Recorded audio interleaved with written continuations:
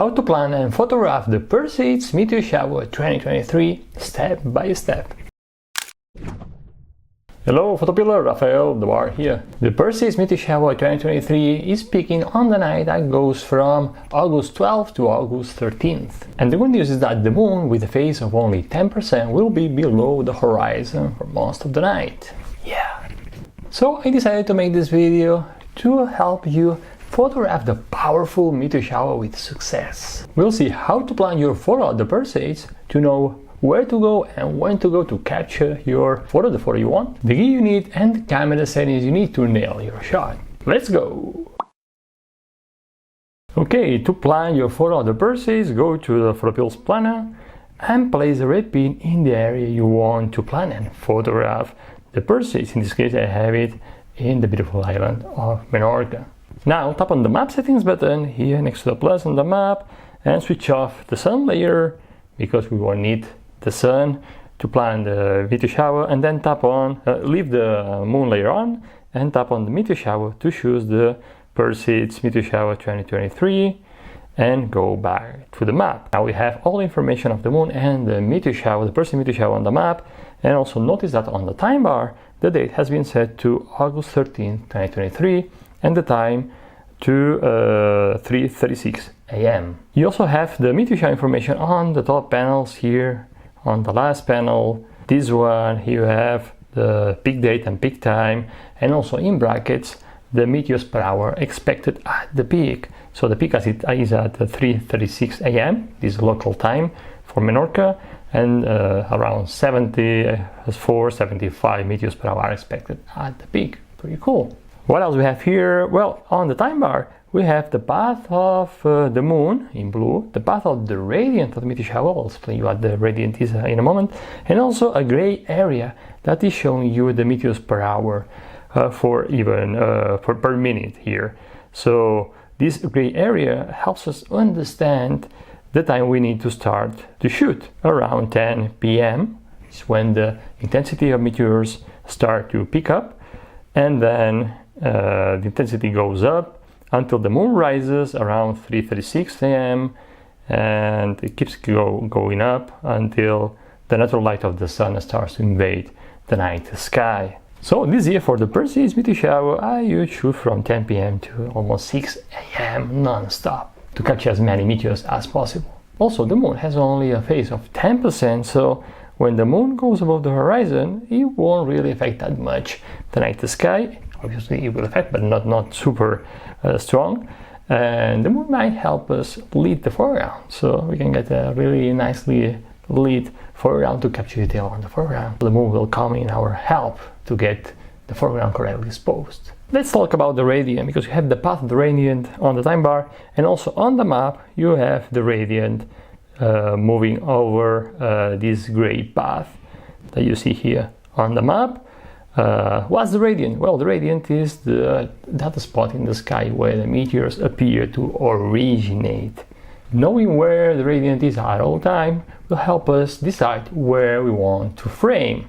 For instance, if you want to capture a photo like this one, where you see all the meteors converging in one spot in the sky, converging at the radiant spot, then you need to frame the radiant, you need to include the radiant in the photo to be able to build this kind of photography afterwards in post. But by the way, if you still learn how to create images like this one, where you see all the meteors converging in one spot, watch this amazing masterclass by Ian Norman. He teaches us how to photograph the Perseids and how to create images like this one.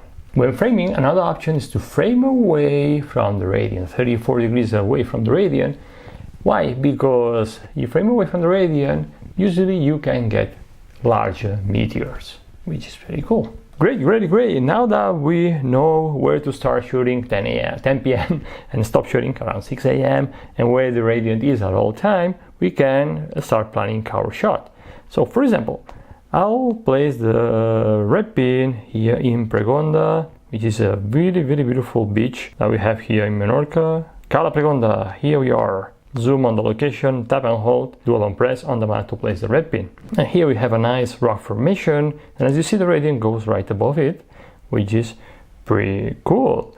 So I think I would shoot from here by the sea, because the radiant goes above the rough formation.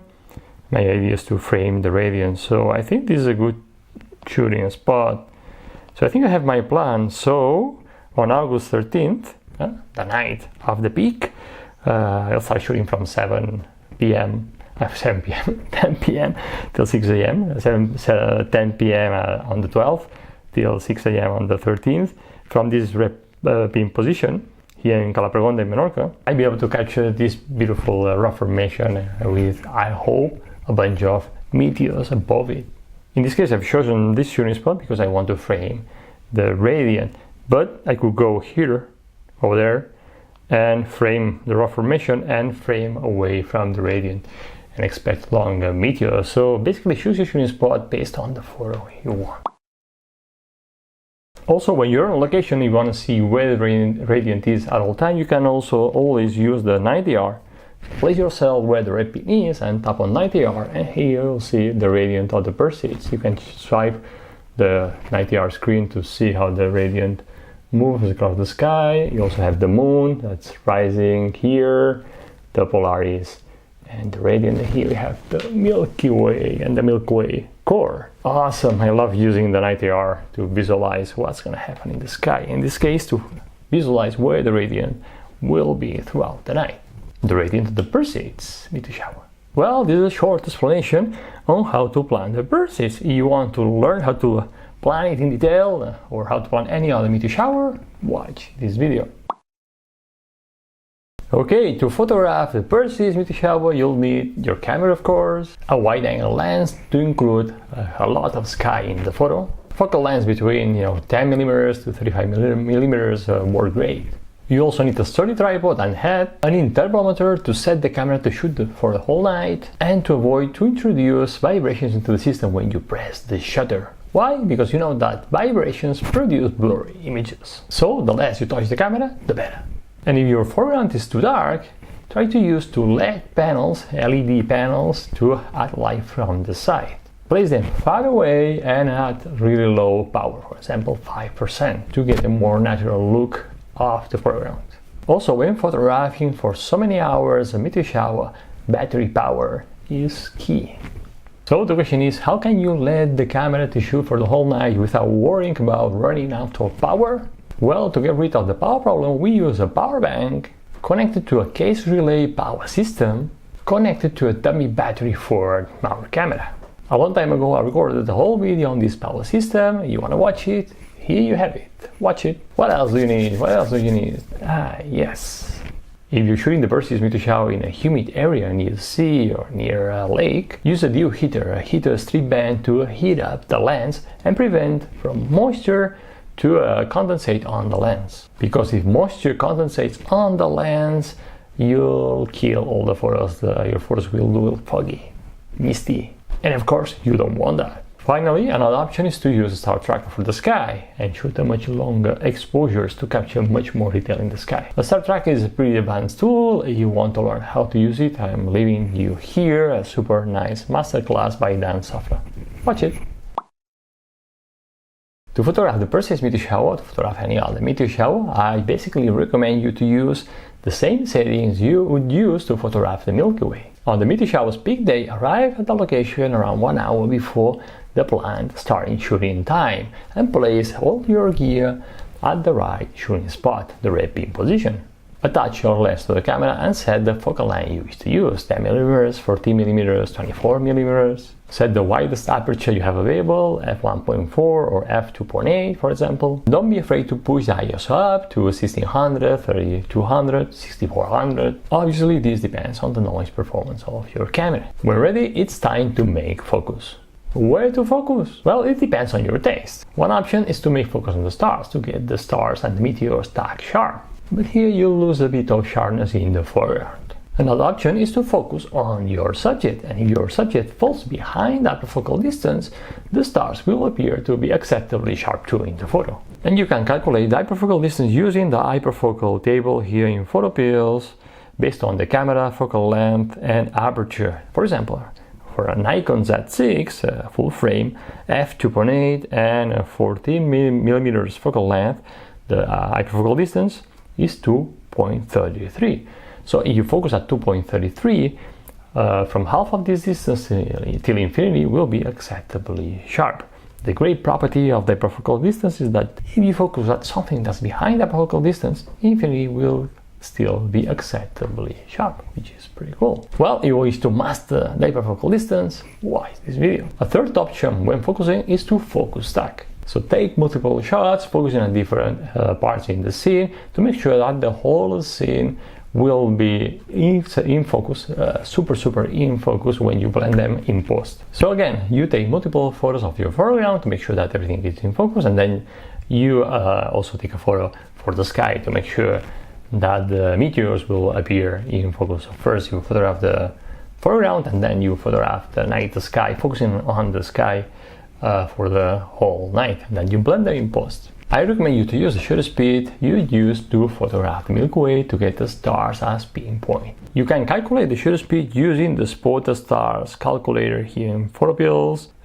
Set your camera, Nikon Z6 for example, your focal length 14mm for example, aperture 2.8, and declination 0, and default accuracy mode leave it to default. And here you have two values for the shutter speed: the MPF rule, which is the most accurate, around 18 seconds to keep the stars as pinpoints, to prevent the stars from trailing, and the 500 rule, which is not that much accurate. So in this case I use 18 seconds exposure time for my shots, for my sky shots. Obviously I recommend you to start with the MPF rule value, 18 seconds, take a test shot and check that the stars appear as pinpoints in the photo and not trails. And then you can also adjust it upwards and backwards or downwards, make it faster or slower depending on your taste. White balance, set the white balance to manual mode. If you're shooting the meteor shower, the Perseids Meteor Shower under a really dark sky,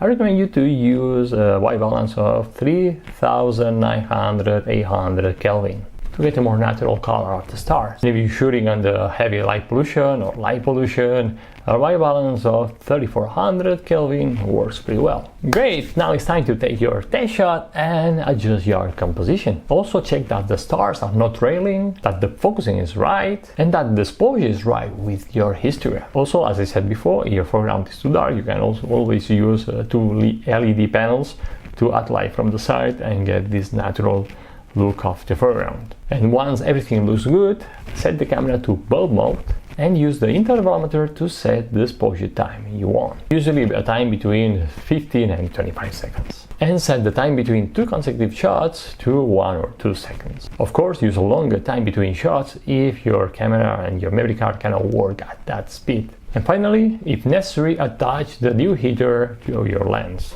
And press the shutter release of your intervalometer and let your camera to work throughout the night, with the hope of capturing a lot of meteors. It's time to relax and enjoy the show.